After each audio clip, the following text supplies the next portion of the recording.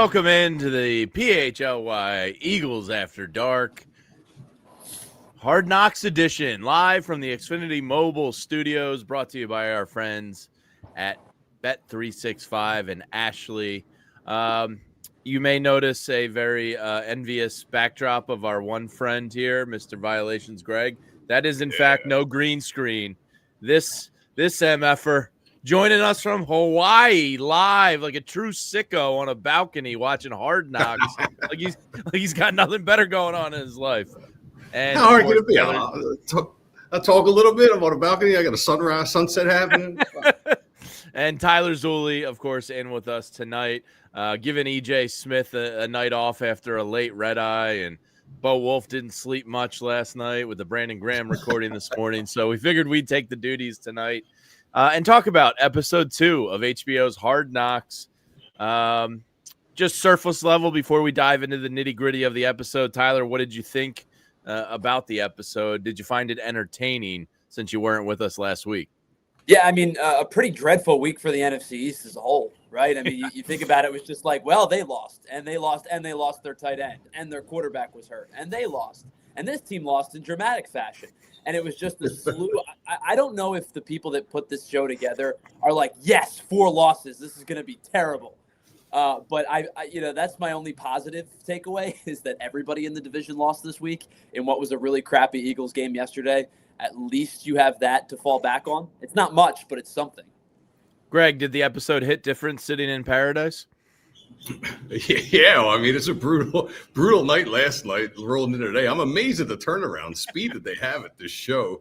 Was not as fun this week as last week's episode, nearly. Brandon Graham, stand out as usual. He just needs to be mic'd up the entire time. He's hysterical. And I think Clint Hurt, he was the star of this one for me. That dude's legit. And they came out and played for him.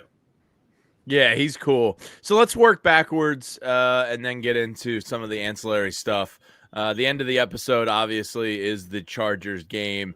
And I will tell you, I kind of laughed off last night, not in that it wasn't like an atrocious loss. It was more just like, I don't know. I had a case of the giggles at how comically bad the game was going. Seeing that final play again by Jalen kind of made me angry. It's like a reverse. I'm going through like a reverse thing because I don't think I realized live in the moment how off his back foot and going to the side he was. It was an atrocious decision to watch it again. It's amazing some of the decisions he made because he's such a risk-averse quarterback. Yeah, it was really dumb.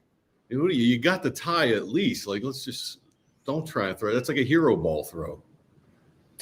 Well, I think it was one of those games where I have been a big Jalen Hurts defender for most of his career, and I think rightfully so because we know what he can do and we've seen what he can do, especially in big stages.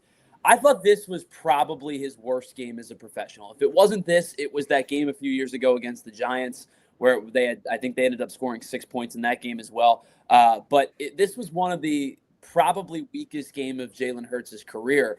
And that last drive was kind of emblematic of how this game went because they finally started to get some momentum. They got momentum with the big Devontae Smith play. They got a little bit of help from the offside call that gives them the free first down. They get the big chunk play from Dallas Goedert a few plays later. And as you said, VG, they're knocking on the doorstep of, hey, you can at least get 3 out of this. And does a tie help you in the grand scheme of things? No, because you've split with Dallas, and it doesn't necessarily mean a ton, but it's better than a loss. And I think if you set yourself up, even if that's the scenario, you could stomach the tie and say, hey, we played exceptionally poorly offensively. Our defense kept us in the game, and our quarterback did not play particularly well. Walking away with a tie in that scenario wouldn't have been the end of the world. The way that game ended was kind of, as I said, emblematic of the way that this whole game played out. I've been a huge Jalen Hurts defender, and I think for good reason. This was probably his worst game as a professional quarterback. Yeah, I think that's fair. I mean, he was really, really bad.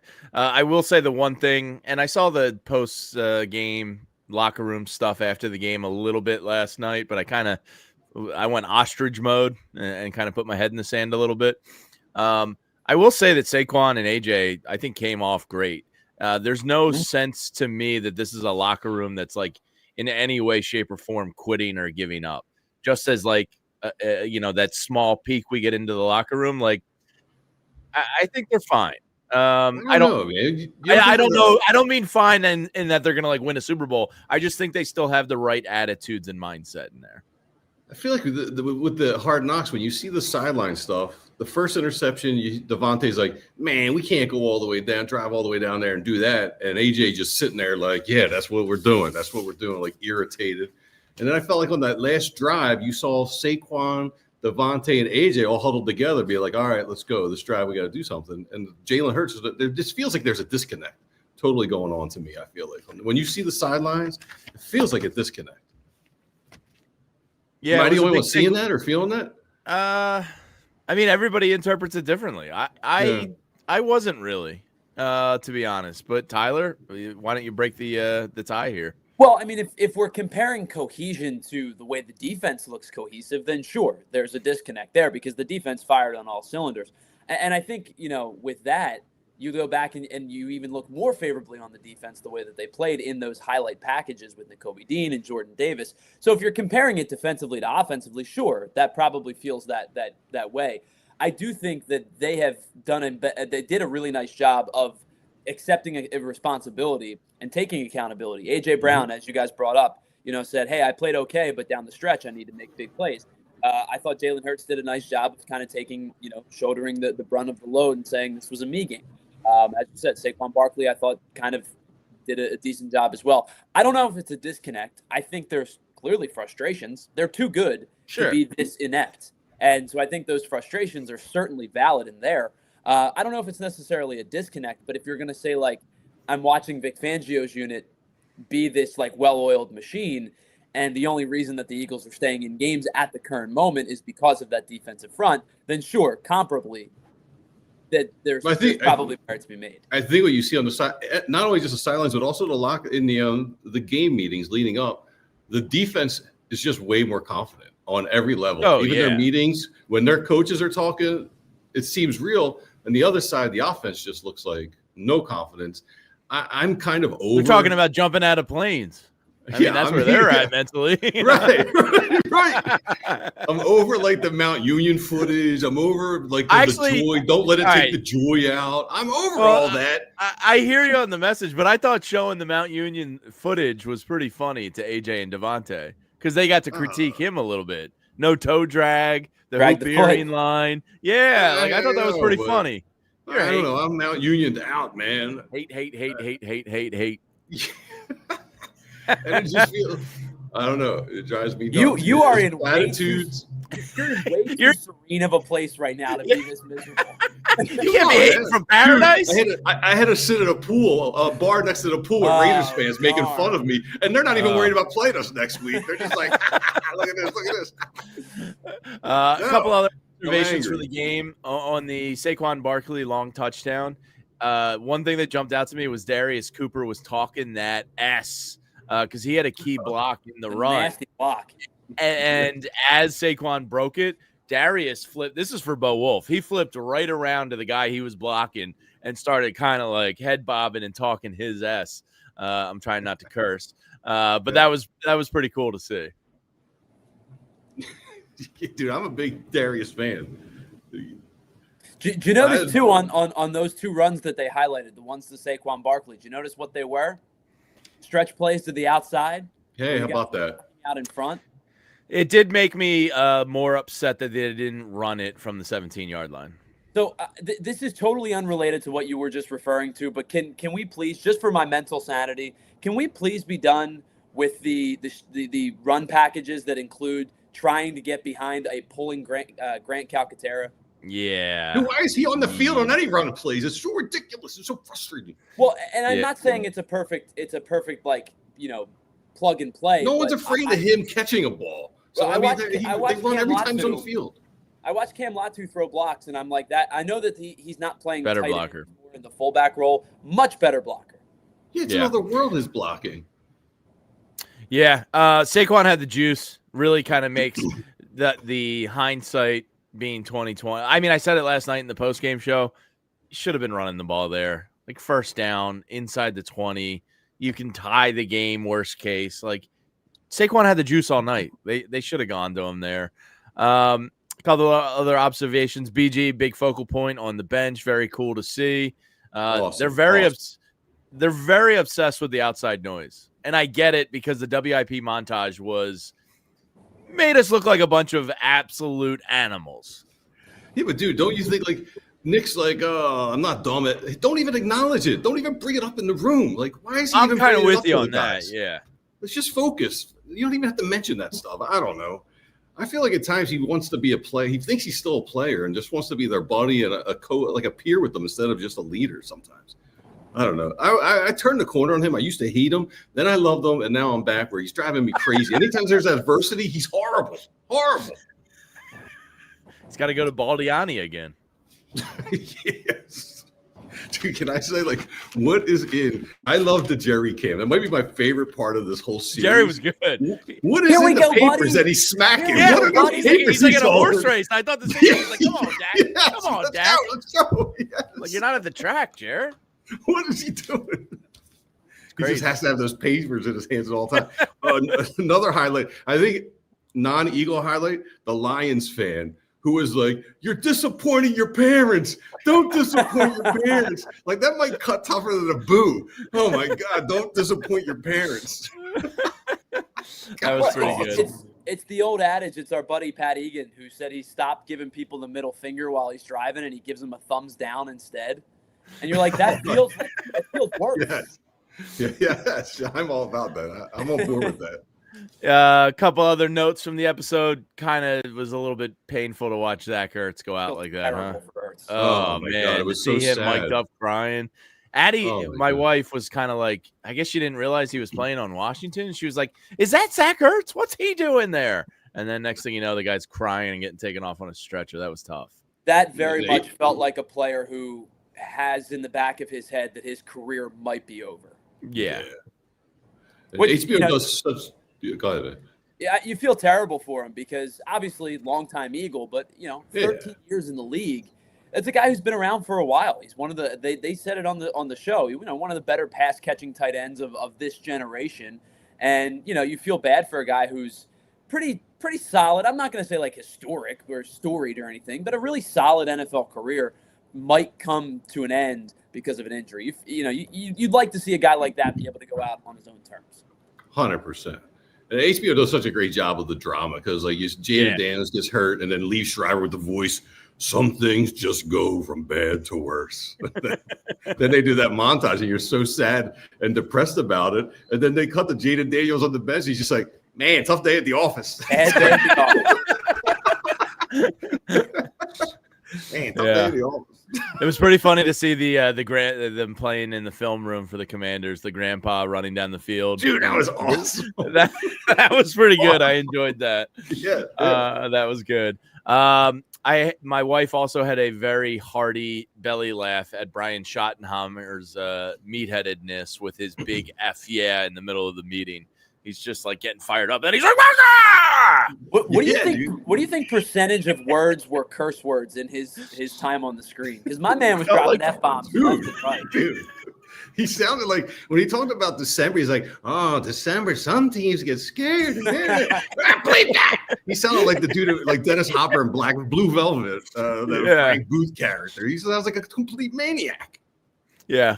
I think the other clip that'll go viral from this episode is definitely the Devontae Smith plane conversation. Oh yeah. I started thinking, does flying classify as a fear of heights?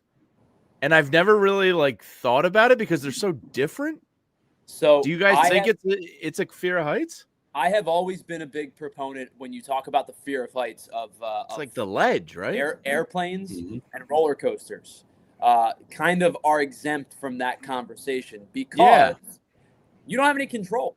You know what I mean? Not to be morbid or anything, but you don't have any control over gravity and you don't have any control over how these machines operate. So they're almost exempt from fear of heights. When I think about fear of heights, I'm thinking about being on the top floor of the the Empire State Building where you do the walkout and you're like, oh wow, I'm really high up. This is really terrifying. Or being up on I need a new pair of pants. Yeah. Right. But like when you're on a thrill ride or you're in an airplane, I think they're almost exempt from that conversation. VG, Yeah, you agree? I have a fear of heights, and I do not like looking out a plane window and seeing how high up I am. That weirds me out. Do you guys think Devontae could survive a plane crash by jumping out and timing it perfect? Because he seemed fairly confident. Yeah, I think he can do anything he wants. I don't know how he survives getting hit He's like awesome. he does, like 140 pounds. Yeah, I think he could totally get out of a plane at the last minute. And my wife, who is a devoted yoga Pilates gal, was like, "Oh yeah!" Like she was very excited about the Pilates scene, and she was like, "Look how tough it is! Look how tough had to love him shaking. Yeah, she loved seeing him. I gotta be honest, man. Like I have never thrown shade at Pilates. I've just never seen it before. Oh, like, it's hard. Action. That looked very difficult. Now I am not flexible at all. I have like if you snap the rubber band in the cold, that's my ligaments and stuff. But like I watched him do that, and I'm like, that does not look easy at all. And then you've got the trainer with the thickest Philly accent of all time. Yeah, what was her name again? Diane. She was great. Diane. Shout out Diane. She was great out there. But I love that Smitty, 5:45 in the morning, man, getting that work in. That guy's perfect. He's got a great attitude. He's unbelievable. He's tough. Yeah. He's like he's perfect. He's perfect. Thinking about big picture, fear of heights, and all that. Yeah, yeah. Nothing. That's what I'm saying. There's nothing he can't do. Well, when you talk about him as a route runner and why he's so crisp and kind of pristine with his routes, it makes sense. He's there at 5:45 doing ankle flexion to be able to do those type of things. I mean, that to me was like, okay, I get why he is the guy that he is. Yeah, super and then smart, the other, you see those Achilles going down all over the place. So flex out those ankles, man. It feels like Achilles are on the rise too. Yeah. The other scene that already kind of went viral was AJ Brown in the Acme giving out the holiday that meals. Lady's awesome. That lady was great. Awesome. You're fine. Yeah, she leans in real close. So you're fine. In case you didn't hear me, you fine. Yeah. He gave her a chance to be like, "Oh, I'm just kidding." And she doubled down on it. Yeah. His brain I thought AJ came off great. Up. He's like, what? That was great. I hope that was the our old Acme down in South Philly, VG. I couldn't figure out where it was, but I hope so. Yeah. A couple other notes just as we wrap up here. Dak Prescott's a dork. I will die on this. I have that written down. Corny. I have corny. He exudes like 5 vibes, like McNabb vibes. Yeah, super totally. Corny. I had Jaden Daniels and Cliff Kingsbury. I thought that was pretty cool seeing them go through the game plan like that. That's the type of footage I love. That play that they had, he read off a play. I just wrote it was called Filthy Stinking Pop Philly Shift or Switch. What is a filthy stinky pop Philly switch? What? I have no idea. I'll have to ask Vinny or BG next time we see him. Yeah. And then the Giants road trip opened up the episode with Mike Kafka.